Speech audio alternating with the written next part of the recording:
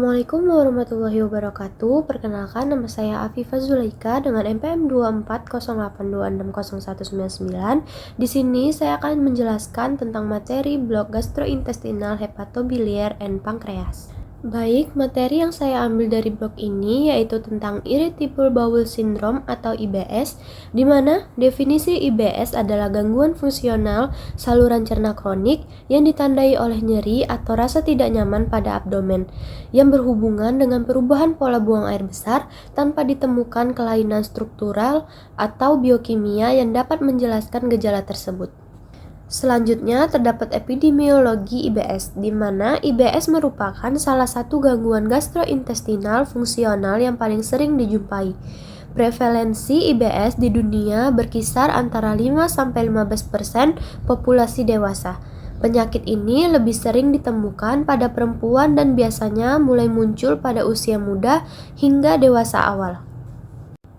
Berikutnya juga terdapat etiologi dan faktor resiko IBS, di mana penyebab IBS bersifat multifaktorial dan belum sepenuhnya dipahami. Faktor-faktor yang berperan antara lain yaitu seperti gangguan interaksi otak, usus, hipersensitivitas visceral, gangguan motilitas usus, perubahan mikrobiota usus, faktor fisiologi seperti stres, kecemasan, depresi, lalu riwayat infeksi saluran cerna atau post-infectious IBS.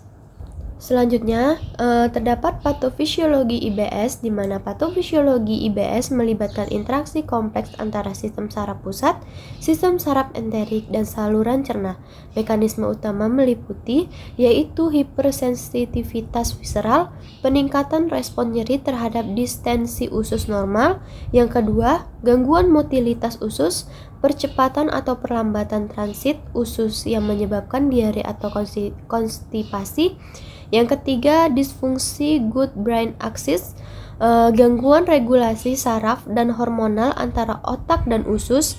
Yang keempat, perubahan mikrobiota usus, ketidakseimbangan flora usus memengaruhi fermentasi dan respon imun lokal. Yang terakhir, peradangan derajat ringan, terutama pada IBS pasca infeksi.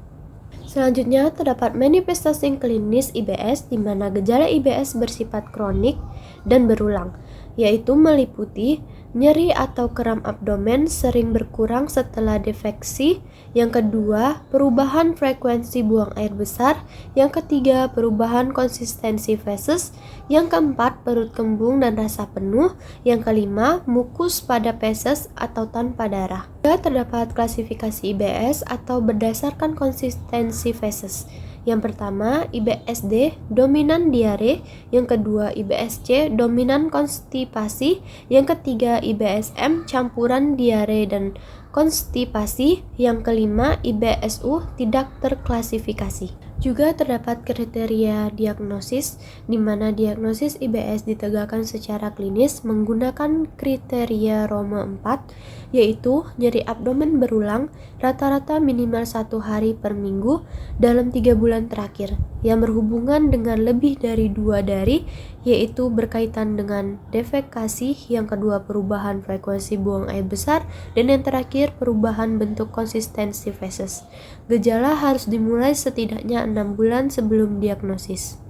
Juga terdapat diagnosis banding IBS, yang dimana beberapa kondisi yang perlu disingkirkan antara lain yaitu inflammatory bowel disease atau IBD, intoleransi laktosa, infeksi saluran cerna kronik, dan kanker kolorektal.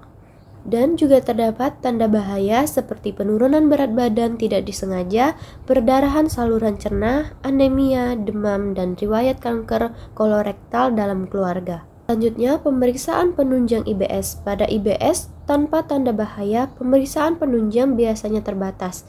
Pemeriksaan dilakukan untuk menyingkirkan penyakit organik seperti darah lengkap, pemeriksaan feses, tes fungsi tiroid atau bila dicurigain, kolonoskopi bila terdapat tanda bahaya atau usia lebih dari 50 tahun. Juga terdapat tata laksana. Tujuan terapi IBS adalah mengurangi gejala dan meningkatkan kualitas hidup pasien.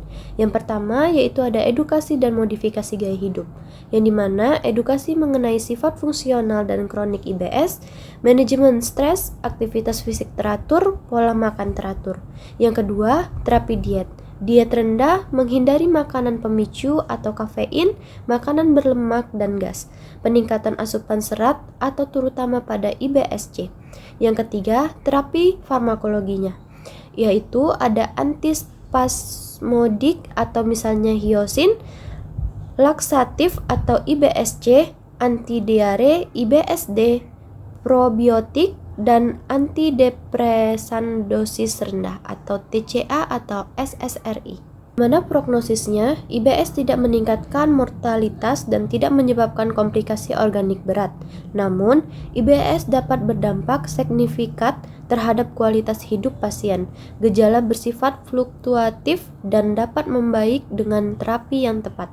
Baik, selanjutnya terdapat kesimpulan dari materi yang saya sampaikan, yaitu irritable bowel syndrome merupakan gangguan fungsional saluran cerna kronik dengan patogenesis multifaktorial. Diagnosis ditegakkan secara klinis berdasarkan kriteria Rome 4 setelah menyingkirkan penyakit organik.